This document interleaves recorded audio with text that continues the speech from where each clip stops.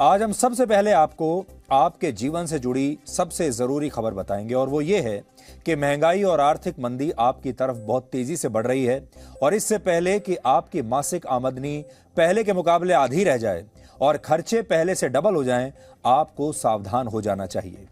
भारत में इस समय होलसेल प्राइस इंडेक्स यानी थोक महंगाई दर पिछले 30 वर्षों में सबसे ज्यादा है और भारत के साथ साथ इस समय दुनिया में अमेरिका, ब्रिटेन और जर्मनी जैसे बड़े बड़े देशों में भी महंगाई अपने चरम पर है। वहां पर तो जो महंगाई है वो भारत से भी कहीं ज्यादा है। दुनिया के हर बड़े देश की करेंसी गिर रही है और दुनिया भर के शेयर बाजार क्रैश हो रहे हैं।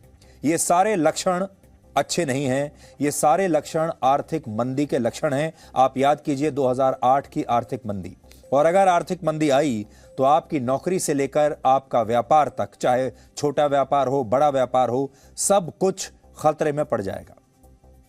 आपने देखा होगा पिछले कुछ महीनों में आपके घर का बजट काफी बढ़ गया होगा और आप आजकल रोजमर्रा की जरूरतों पर पहले से कहीं ज्यादा पैसा खर्च कर रहे होंगे।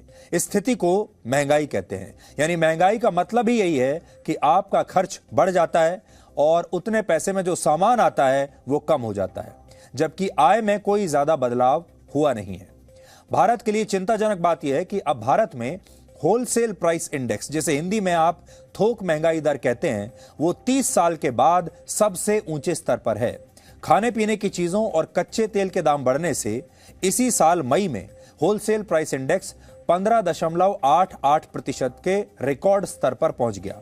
इससे पहले अगस्त 1991 में, यानी आज से 30 साल पहले, यह आंकड़ा लगभग 16% के आसपास पहुंचा था। यानी अब हम अगर महंगाई दर देखें तो वही उसी स्तर पर पहुंच गए हैं जहां 30 साल पहले थे। भारत में थोक महंगाई दर का आकलन 697 वस्तुओं और सेवाओं के बाजार भाव के हिसाब से होता है और इनमें 45% हिस्सा खाने पीने की वस्तुओं का होता है, जैसे अनाज, दूध, सब्जियां, मिठाई, तेल, चिकन, मटन, मछली और अंडे वगैरह। इसके अलावा इसमें ईंधन की कीमतों का भी अध्ययन किया जाता है।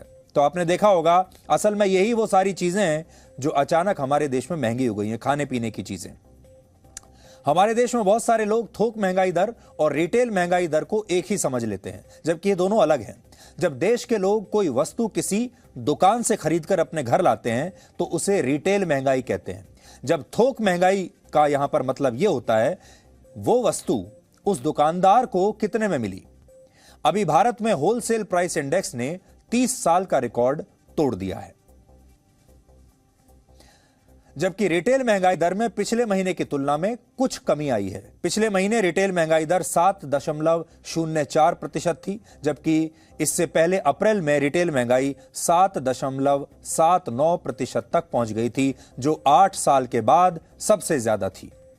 पिछले 8 वर्षों में सबसे ज्यादा थी।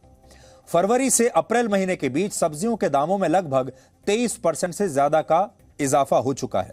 यानी अगर पहले कोई सब्जी 100 रुपए प्रति किलो के हिसाब से मिल रही थी तो अब उसकी कीमत 123 रुपए हो चुकी है। इसके अलावा जनवरी 2010 के बाद आटे की कीमतों में भी बहुत वृद्धि हुई है और कुल मिलाकर कहें तो महंगाई अब इतनी बढ़ गई है कि भारत के लोगों की जेब में अब ज्यादा पैसा बचा ही नहीं है।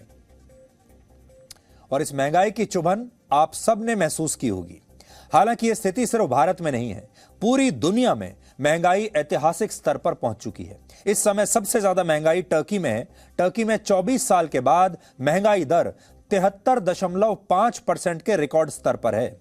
अमेरिका में 41 वर्षों के बाद महंगाई दर 8% से ज्यादा है। ब्रिटेन में 40 साल के बाद महंगाई दर ने 9% का आंकड़ा छुआ है। जर्मनी में 50 साल के बाद महंगाई दर सबसे ऊपर है, 7.9%। इसके अलावा यूरोप में यह आंकड़ा 8.1% है, ब्राजील में 11.7%, रशिया में 17% और पाकिस्तान में 2.5 साल के बाद मई के महीने में महंगाई दर लगभग 14% के स्तर पर पहुंच गई है। जबकि इन देशों की तुलना में भारत में महंगाई दर आज भी बहुत कम है। तो अगर आप चाहें तो अपने आप को भाग्यशाली भी समझ सकते हैं, क्योंकि पूरी दुनिया में महंगाई जिस स्तर से बढ़ रही है, जिस तेजी से बढ़ रही है, उस तेजी से भारत में नहीं बढ़ी है। भारत में आज भी महंगाई दर 7% के आसपास है, जो पूरी दुनिया में सबसे कम है। अब जब पूरी दुनिया में इस तरह से महंगाई बढ़ती है तो इससे व्यापार करना महंगा हो जाता है और इसका सीधा असर दुनिया की अलग अलग करेंसीज पर पड़ता है। यानी महंगाई बढ़ने के साथ दुनिया के हर बड़े देश की करेंसी इस समय टूट रही है, गिर रही है। इस साल डॉलर के मुकाबले पाउंड 11% कमजोर हो चुका है। पाउंड ब्रिटेन की करेंसी है। इसी तरह यूरोप की करेंसी यूरो 7.6% कमजोर हुई है। जापान की करेंसी येन 17.2% तक गिरी है, जो कि ऐतिहासिक है। इसके अलावा चीन की करेंसी युआन भी 5.5% के आसपास गिरी है और हमारे देश की करेंसी की जो वैल्यू है वो भी डॉलर के मुकाबले 4.7% तक गिरी है। इस समय भारत के 78.15 रुपए एक डॉलर के बराबर हैं। यह भारत के इतिहास में पहली बार है जब डॉलर के मुकाबले रुपया इतना कमजोर हुआ है। Presenting B News app, available on Google Play and App Store. Download it now.